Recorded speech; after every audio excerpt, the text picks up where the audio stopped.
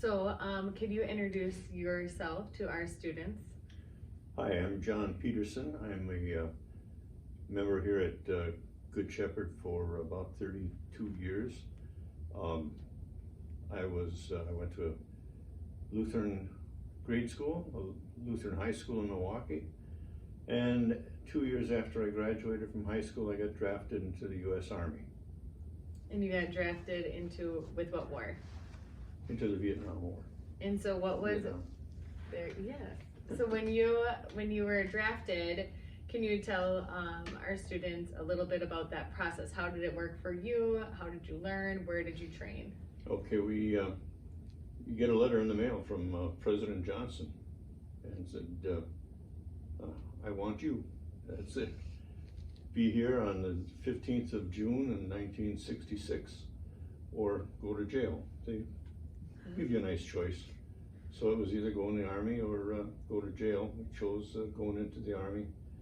Had to spend 8 weeks in Fort Leonard Wood, Missouri for basic training.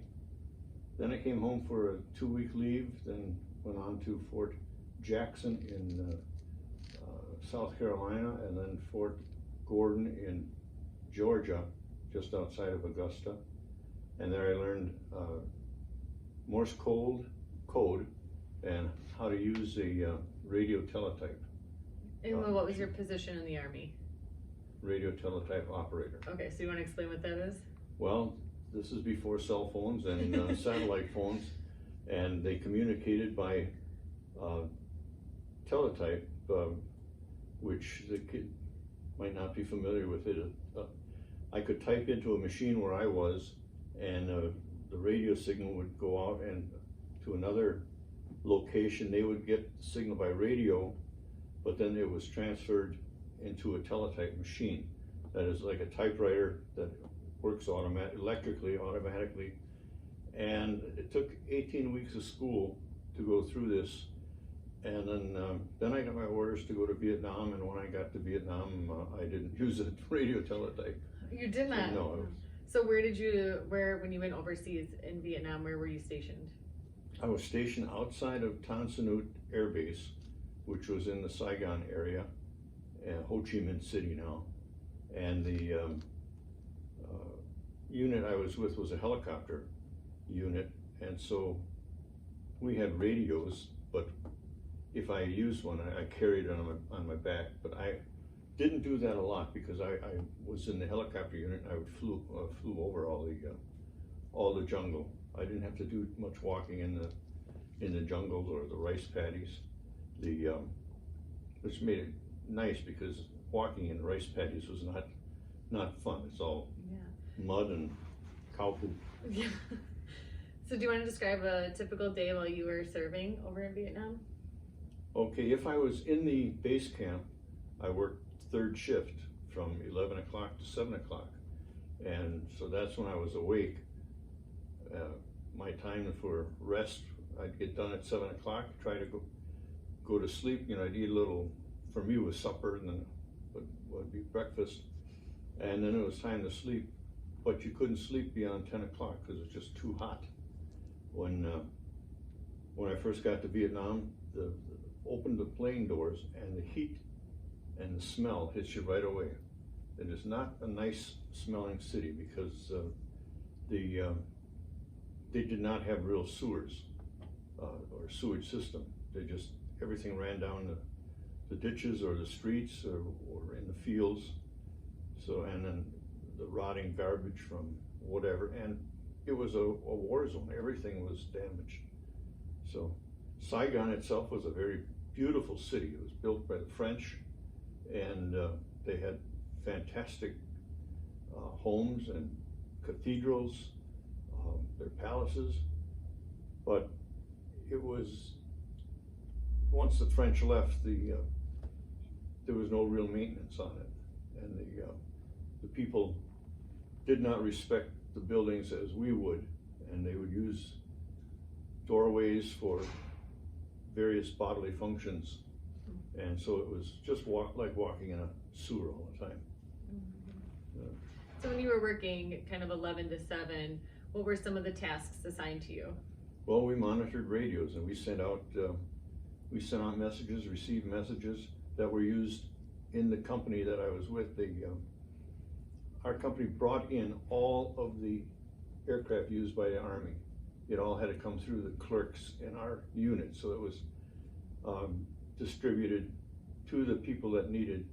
The companies under us would get the helicopters off the boats and then put them together, and then our unit took these helicopters and ferried them out to where they were needed.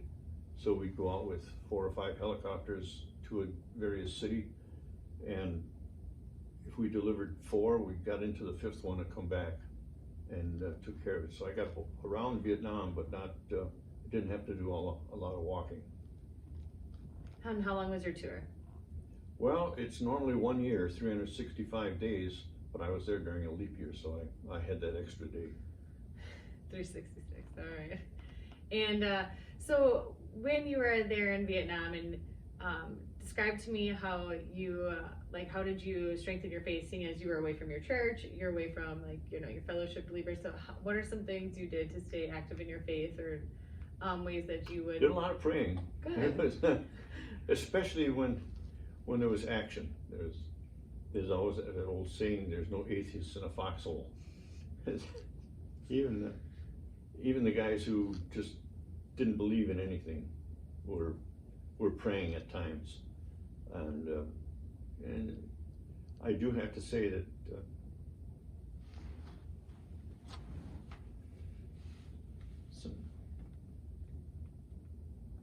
you may want to edit. That's okay. That's okay. Sometimes it's hard to talk about it. That's okay. It's a very hard time. This is why it's such an important thing to share with our students and our the next generation. That Well, I was a very regular church goer. I got to church on Christmas and Easter. That was it. We didn't really have a place to go. We had a chapel on the base, and another member of our congregation was there, same place, same time as I was. We overlapped a little bit and didn't know it until we met him here. But he said that that chapel was destroyed about 3 weeks after I left.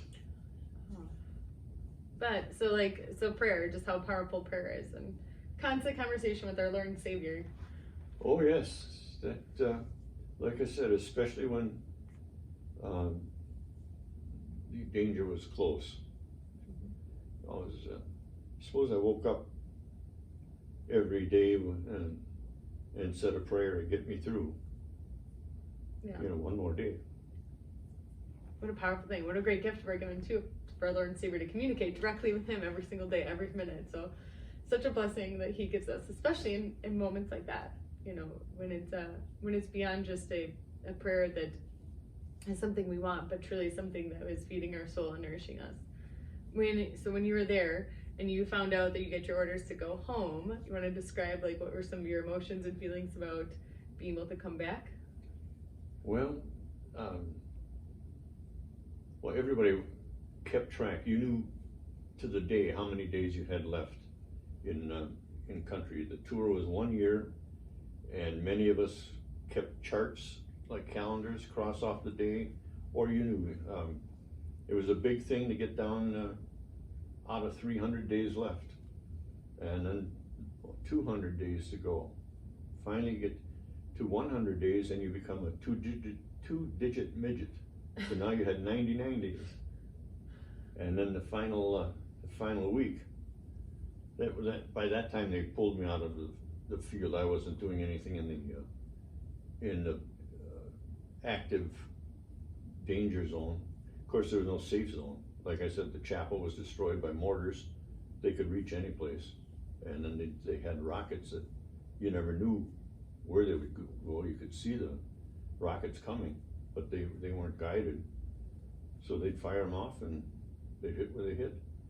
But when it came down to when I was in the single digits, then things were getting serious. And at that point, I was afraid of nighttime, because we didn't have night vision goggles, and so the Viet Cong owned the night at that point. And even though I was back in the safe zone, there were snipers, there were the daily mortar attacks, nightly mortar attacks. So you never were completely safe. On the day that I left, friends were driving me to the airport. I had to drive about 20 miles. Even though I lived on Tan Son Nhut Air Base, that's not where I left from. I had to go to a different air base. It was at Benoit. And we were driving there, and on the side of the road, a little Vietnamese kid was holding up a alligator by the tail. He'd caught and killed an alligator, and he was seeing if anybody wanted to buy it. So he's trying to sell an alligator, and up till that point, I didn't know there were alligators in Vietnam. So, and on the way home to that to the Benoit Air Base, we saw half a dozen helicopters coming up the road, flying over the road, and they just veered off to the west a little bit, and then they opened up with their machine guns, and it took care of an ambush. They were going to just shoot any trucks or vehicles on the highway. It was like, Highway 41 or so. It wasn't a freeway, but it was a main drag between the two cities. And the Viet Cong were in the side of the road, waiting probably for a supply truck or a gasoline tanker, stuff like that would cause a lot of damage. But that's not what I wanted to hear on the way. Yeah, on your way out. But then I was able to take off on the 21st of April. I left Vietnam at 10 o'clock in the morning, and flew from there to Japan, then to Guam, then to Hawaii, and then to San Francisco. And I got there at 7 o'clock in the morning. These were both on the 21st of April. I left on the 21st at 10 o'clock in the morning, and got to San Francisco at 7 o'clock in the morning. So I got to San Francisco 3 hours before I left Vietnam on the same day, 21st of April. In the middle of my tour, in February of 1968, the Viet Cong and North Vietnamese started the Tet Offensive. If you were familiar with that, that was a major. You want to describe what that is to our students a little bit, just in like what that would be? The Viet Cong were always a hit and run operation, seldom staying in one place where the U.S. soldiers could have a sustained battle where they could fight. It was guerrilla tactics, but they would come at any unit they figured they could beat.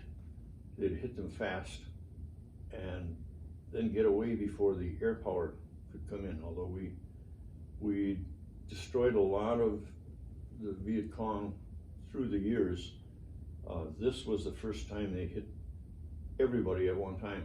They hit 50 cities in the country, including Saigon, where our U.S. embassy was, and they blew a hole in the wall and got inside the embassy. They were a major firefight against the Viet Cong sappers and the guys who were guarding. They held off until more army could get there. The unfortunate part was the MP battalion that lived down the road from us, guys that I played basketball with, and in our off time. They were called up. They got in a 2.5-ton truck, 17 guys rushing to the embassy. And on the way to the embassy, they were ambushed, and 16 of the 17.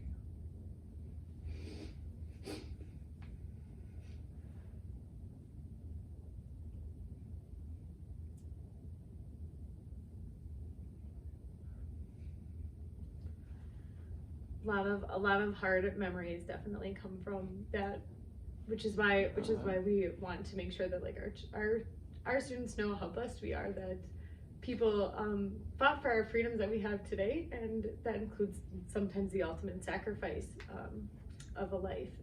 Yeah, that was the worst day, because I went to the wall and beat. I'm sorry, I'm making a mess of this. That's okay.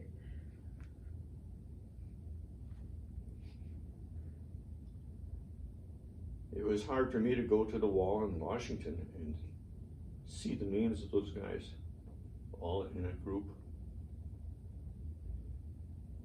But other than that, I lost a few acquaintances, but that was the worst one because I knew most of the guys.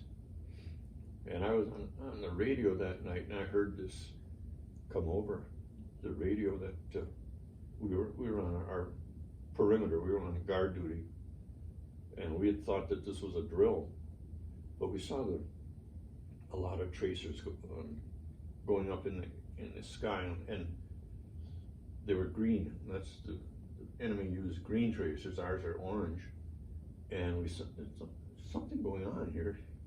But then after this thing, then we got attacked on our perimeter, and it was a pretty hairy 3 or 4 days there. I probably got an hour or two sleep, per night.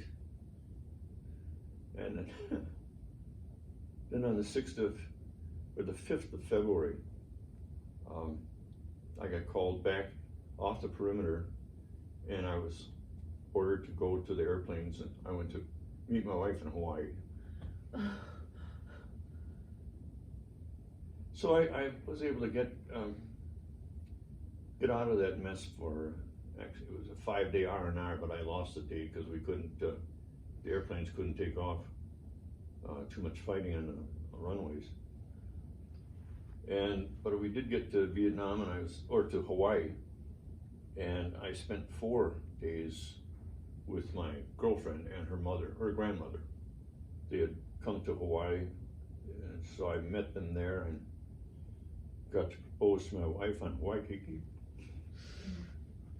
Very nice. But then we had to go back. I had to go back, but I had... You must have been in that 2-digit range then? Oh, yeah, I was. I had about 2 months to go. Got back to Vietnam on the 10th of February, and I left again on the 21st of April. So when you were there, how did you communicate, like, your girlfriend and fiance then at the time? Letters. Letters.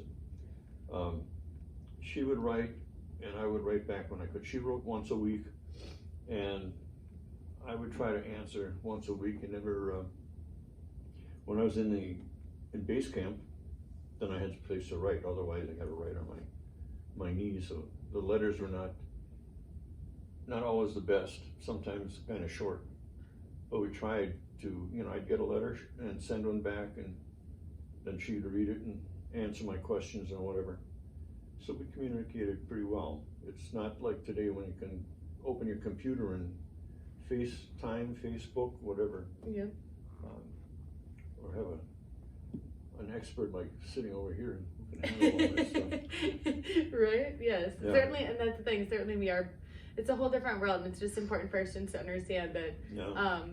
It really wasn't that long ago that this stuff took place, and it's important that we hear not just from a textbook, but from church members and people that served and truly lived history to be sharing it.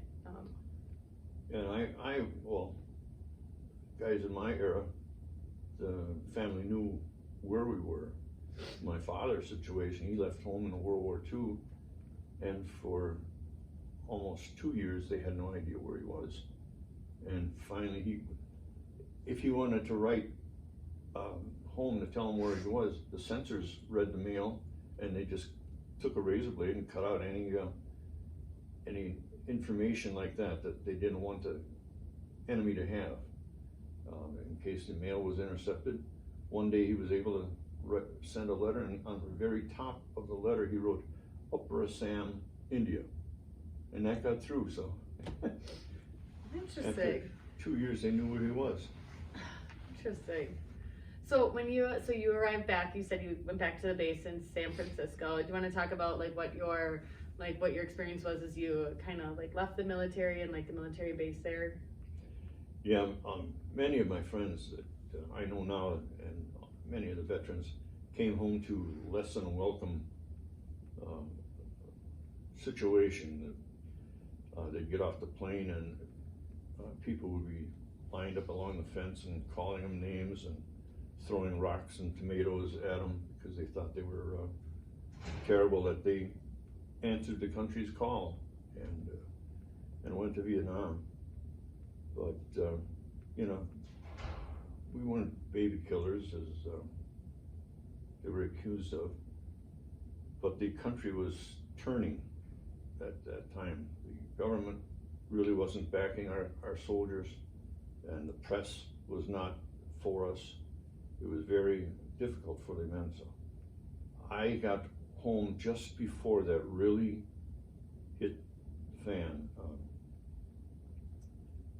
An unusual situation. I was able to carry back as a souvenir a rifle that I took off of Viet Cong who did not survive the encounter with me.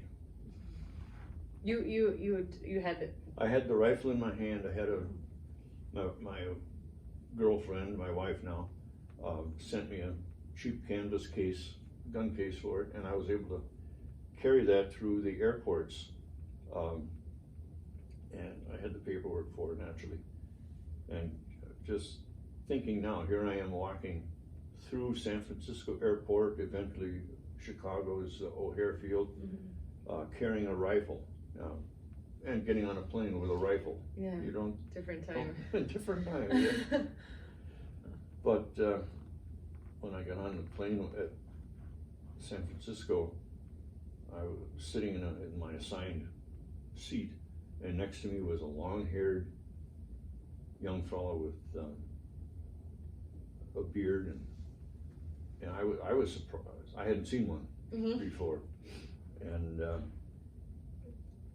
stewardess came and she said, "Would you like to change seats?"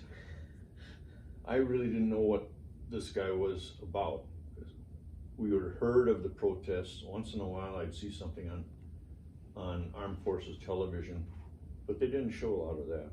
But we knew about it, and through letters from my mother and my girlfriend, we knew that they were protesting. But I was fortunate and got back just before the real bad stuff started. Anybody who came back after mid-1968, that's when everything was bad, and they would put up with it through 75 when the war finished. A long war. I was in the first half of it. Well, when I got home, then I got a job, and 6 months after I got home, we got married, and then life went on. I could forget a lot of it, and in times when people like you ask me questions, then I start remembering. I probably will have nightmares tonight, but through a lot of prayer, I got through. It helped me survive after. There were a lot of good memories, a lot of good friends, people you depend on. When you're really in a bad situation, you're not fighting for country, you're fighting for the guy next to you. And he's hopefully watching your back too, but the band of brotherhood is beautiful. You really get close. So when you came back, and now accelerate, you went to, you were on an honor flight. Yeah. And so when you went on your honor flight, when you visit, was that your first time visiting the Vietnam Memorial? No, we'd gone on the 20th anniversary of the Vietnam Wall, and then this was 3 years ago for my grandson and I, and Billy Crowley. He was on the same flight with me, and we were able to tour a lot of things. The first time I was in Washington, we toured many of the things. We got on a Gray Line tour, and it was terrific. He took us to all the nice spots. When we were with the honor flight, things weren't so easy. It was just way too crowded, and the schedule got off. Although I'm in the Army, I wanted my grandson to see the Marine Memorial, and they were paving the parking lot, so we couldn't go in. All we could do was see it in the distance. And then 9/11 had occurred. We at least were able to go, the first time we go to the White House, and that's when they had restricted it to school groups and veterans groups. But on the honor flight, we just drove past the White House and some of the things, and we went to the Pentagon, and there's a park now where the plane had crashed into the wall. There's a memorial park, benches and whatever. There's markers for all the people that were on the plane and that had died in the Pentagon. And we spent an hour and a half there doing nothing. So I would have rather drove past that and stayed at the Marine Memorial. Sure. So when you were on the honor flight, kind of that experience, that camaraderie, like how was that experience with you, but being with, even if you didn't serve directly with some of those people, but how was that being around other soldiers and the people served? It was nice, because we all had gone through some sort of a shared experience.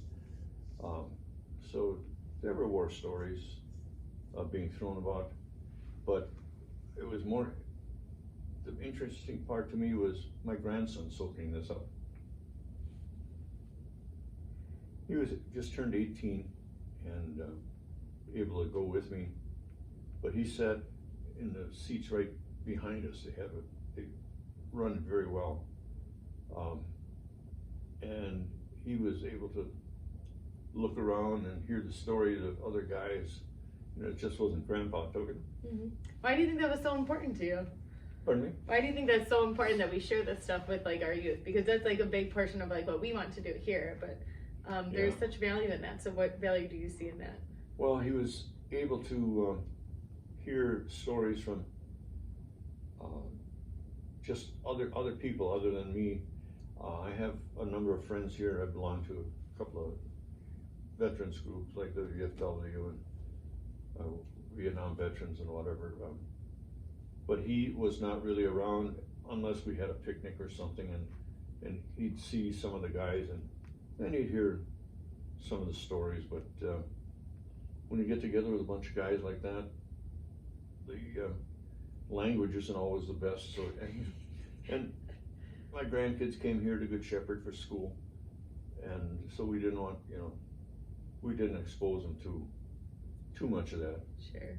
But at least he got to hear some stories. On the honor flight, he was hearing a lot more, and plus being able to usher Grandpa around the various, the Lincoln Memorial, the Korean Memorial, the Vietnam Memorial.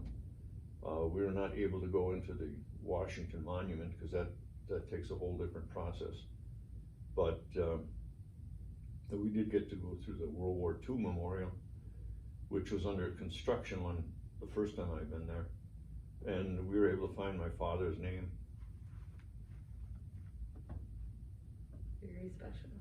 Well, it was send $100 and buy a brick or whatever when they were raising funds for it. So that was, my father spent a lot more time in there than I did. He had 3 distinguished flying crosses, which is quite an honor. Until I got in the service, I didn't realize what a guy he had been. What are flying crosses? Distinguished Flying Cross is almost the highest award that you can get in the Air Force, or for there's something to do with flying. There's the Medal of Honor, and there's the Legion of Merit, the Silver Star, and the Bronze Star. Well, the Distinguished Flying Cross is above the Bronze Star, probably between Silver Star and a Bronze Star. So it's a very high award, especially in the Air Force. And he had 3 of them. Wow. And then he flew the hump, and you probably don't know what that means. I do not. Well, he was based in India, and they supplied units in China, the Flying Tigers. You heard of the Flying Tigers? Okay. But they had to get food, fuel, everything they needed had to be supplied from India. And they started building a road because the Japanese had cut off the supply road, and they tried to build a new one, but by the time they got it done, the war was almost over. But so he had to fly these, but that means flying over the Himalaya mountains. They couldn't fly over them because the planes couldn't fly that high. And so they had to fly around them and through the various passes. And they said that if you wanted to follow the right path, you just looked on the ground and followed all the crashed airplanes. There was so many. So he did that for 2 years. And that's how he got his air medals and his Distinguished Flying Cross. So it was something when, I thought, boy, I could just match his, but I was in a different type of a thing. They wouldn't get air medals to a ground pounder. Sure. But when I was growing up, all the men that I knew, people I looked up to, uncles and neighbors, they'd all been in the war. I didn't know anybody who hadn't been in the war, until I got older. But everybody, it was just a thing. Even my mother would say, "Wait till you get in the Army and you have to hang up your own clothes." And it was just an accepted fact that you probably wouldn't know. Well, when I graduated high school, I went into college, so I got a student deferment, so I didn't have to worry about the draft until I was done with college. Then I got a 1A draft notice or classification, and it was only 3 or 4 months since I got that I was in. They were drafting a lot of people. In the June of '66, they drafted 66,000 guys, and from all the states, and that's including or not including guys that would volunteer. Mm-hmm. That's why I didn't want to go. I had no intention of going in the service, but when I got my letter, then I couldn't turn it down. There was no way I could do that. But the thing is, today, they ended the draft with the Vietnam War, even before it ended. But all of our servicemen today are all volunteers.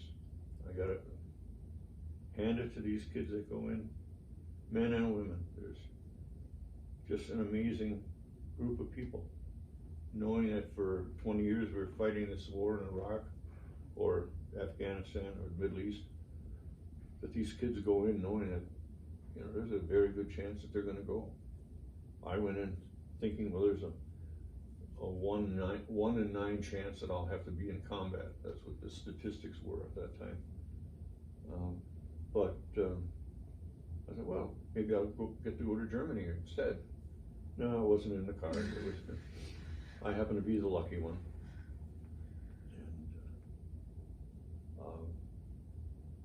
And I would say that after I got home and got married, and we just never stopped going to church. You look at our church attendance here at Good Shepherd, we're almost always there unless we're sick or on vacation. And brought our kids up. Our boy and girl went to we went to Salem in Milwaukee, and then they went on to Wisconsin Lutheran High School. And our daughter eventually went to Concordia, a Lutheran high school or college, and our son didn't, he went into an apprenticeship and became a master electrician. But these kids have continued in their steadfast church, and our daughter married a Lutheran kid from Watertown, but he's a member here now. And our grandkids then also went through Good Shepherd. Yeah. So you're familiar then with the Good Shepherd, kind of just school and some of the things we're doing. Well, and this month we're trying to honor the veterans and showing that gratitude, especially because and just helping students make that connection that veterans are all around us and they have given so much. And you're right that it's not certainly talked about as much, and so there's almost an unknown a little bit about why Veterans Day is so important for us to reflect. But beyond that, what we're looking to do is do the mail call piece for the honor flight. And so can you share your experience with the mail call on the honor flight? Well, not really knowing. I had an uncle who went on the honor flight, World War II veteran, and so he went a couple of years before I did. And my cousin, who was his guardian or guide, she had contacted me and asked me to write a letter to my uncle. I had no idea why, and so I did. I sent it to her, and then this letter was included in his mail packet. So when it came my turn, my daughter was going to be my guide. She did all this, behind our backs, contacted people, and so on the flight home from Washington, they started handing out big white envelopes. They called every guy's name, and wow, what's going on? So I got this envelope, a lot of papers in it, and when we opened it up, there were letters from people I knew, brother-in-law, not many aunts and uncles because I didn't have many at that time. And I started reading these, and wow, the noise in the plane just dropped off. Everybody, the only thing you heard was paper rustling. And I'd read something, hand it to my grandson, let him read it. Guy next to three guys, we were three in a row. It was just incredible. And the ones that made the most impact was from the students, and there would be a group of a half a dozen or more. I got probably over 50 letters in that package, and many of them were from students of grade. Some were from high school, but a lot of them were grade school, and it was like a project where a teacher put a template on the board, and they would, dear soldier or dear veteran, we thank you for your service, that kind of thing. But that really was impressive, and it, I should back up and say that while I was in Vietnam, we had the Red Cross girls, they called them donut dollies. They would come around and hand out donuts. They had their little uniforms, and for us it was just a treat to see an American girl. But they would hand out letters that, again, students back in the United States had a project that wanted to help a veteran. And I was able to answer a couple of those and tell them a little bit about what I was doing. And so that meant a lot to get something from a stranger. Mm-hmm. Yeah. So it was very impactful to hear from students, knowing that one teacher had thought enough to get to, explain to the kids and to get them to do this assignment, whether they really wanted to or not. But at least we knew that a teacher back home was explaining what's going on. So that really meant a lot. Well, after I talked to you, I went trying to dig through my stuff and find my envelope, but I couldn't find that anymore. That's okay. That's okay. But so our students will be doing that. Actually, well over 200 of our students will be working on those letters, and pictures and all that kind of stuff. Exactly for people they don't know, but certainly an opportunity to be sharing God's word with them too, especially as a Christian. If you could tell which came from public school and which came from a parochial school. You know, God bless you. I got one that said, "Dear veteran, I'm glad you didn't die. Love, Jamie." So, yeah, you could tell which came from a parochial school, and you know they actually were better written, even penmanship from the parochial schools. Some of that is very evident, but those letters, both when I was in Vietnam and on the honor flight, just, well, like I said, the plane was just silent. Everybody was struck by what these letters meant. So it's a great opportunity, and especially because honor flights just started getting going again. Yeah. It's a great time to jump in and help their students. Well, we got a guy going Saturday. Yes, we do. Well, I just want to thank you for our time and on behalf of our students who will be watching this, and Mr. Cawley as well.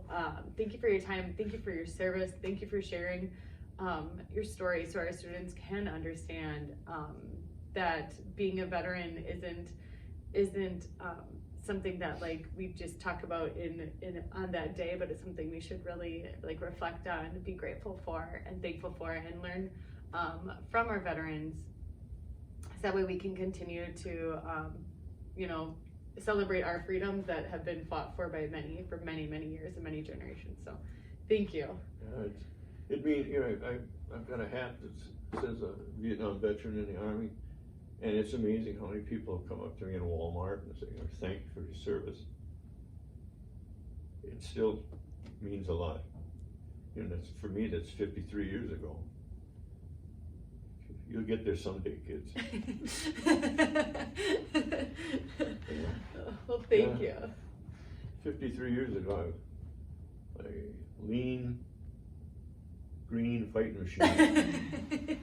And now inside this body is that 18-year-old kid saying, "What happened?" Well, like I said, I'm just glad you can share it, because it is important that our children know that it's more than a day that you get to hear that people have served in military and stuff like that, but that truly people really did give some informative years of their lives and gave sacrifices and just beyond measure, beyond our comprehension. As you're right, that we have not experienced that, this generation, but certainly even my generation has not experienced something like that. So thank you. You still got time, you could join.